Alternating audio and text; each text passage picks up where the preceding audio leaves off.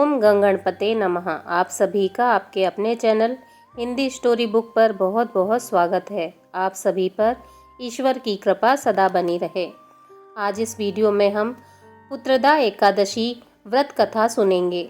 श्री युधिष्ठिर कहने लगे कि हे भगवान, मैंने श्रावण माह के कृष्ण पक्ष की कामिका एकादशी का सविस्तार वर्णन सुना। अब आप मुझे श्रावण शुक्ल एकादशी का क्या नाम है, व्रत करने की विधि तथा इसका महत्म्य कृपा करके मुझसे कहिए।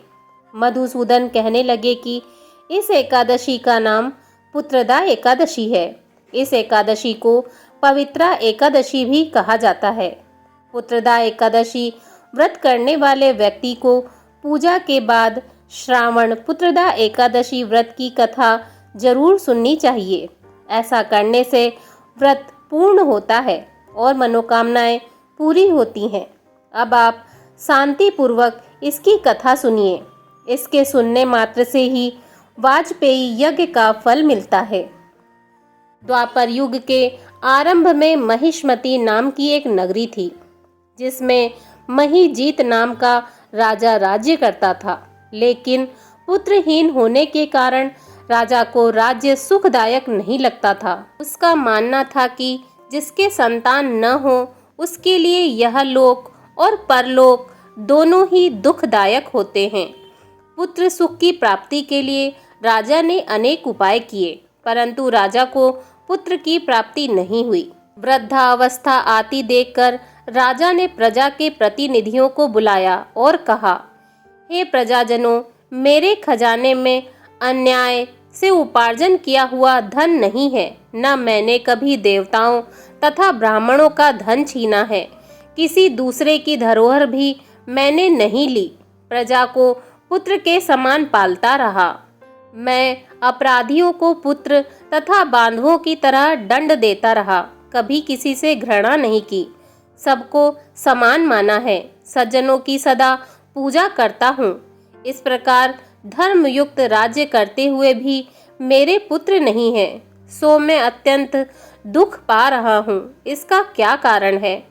राजा महीजीत की इस बात को विचारने के लिए मंत्री तथा प्रजा के प्रतिनिधि वन को गए। वहाँ बड़े बड़े ऋषि मुनियों के दर्शन किए। राजा की उत्तम कामना की पूर्ति के लिए किसी श्रेष्ठ तपस्वी मुनि को देखते फिरते रहे।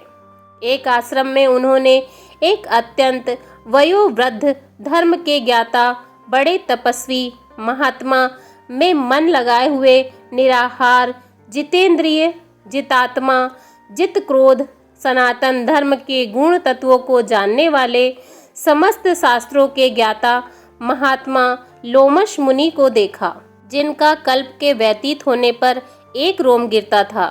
सबने जाकर ऋषि को प्रणाम किया। उन लोगों को देखकर मुनि ने पूछा कि आप लोग किस कारण से आए हैं? निसंदेह मैं आप लोगों का हित करूंगा।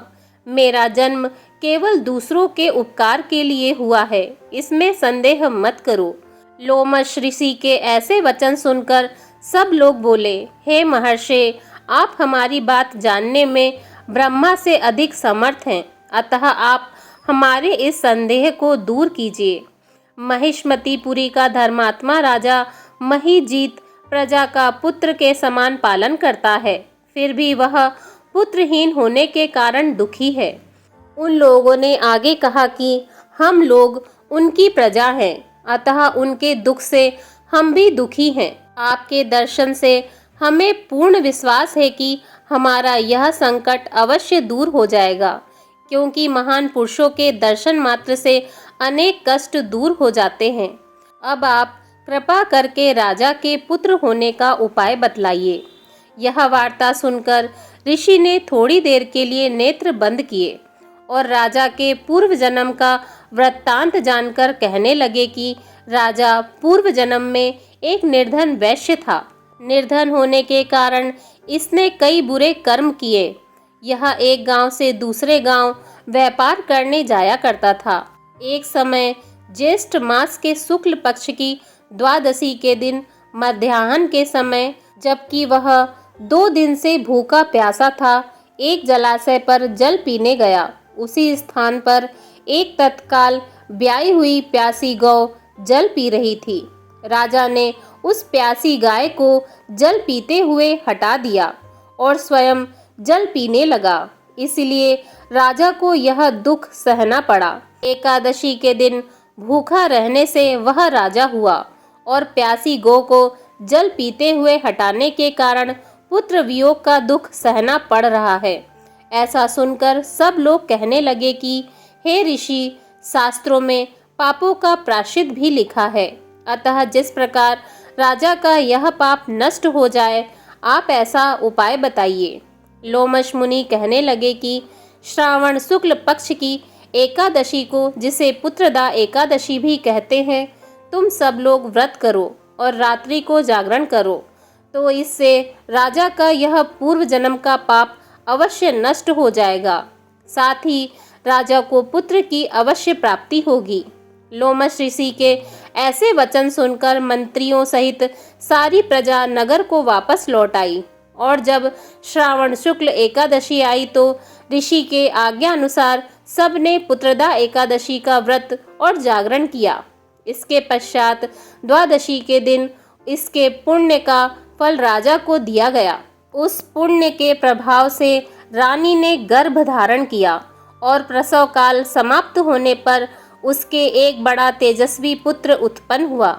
इसीलिए हे राजन, इस श्रावण शुक्ल एकादशी का नाम पुत्रदा एकादशी पड़ा। अतः संतान सुख की इच्छा हासिल करने वाले इस व्रत को अवश्य करें। इसके महात्म्य को सुनने से मनुष्य सब पापों से मुक्त हो जाता है और इस लोक में संतान सुख को भोग कर परलोक में स्वर्ग को प्राप्त होता है।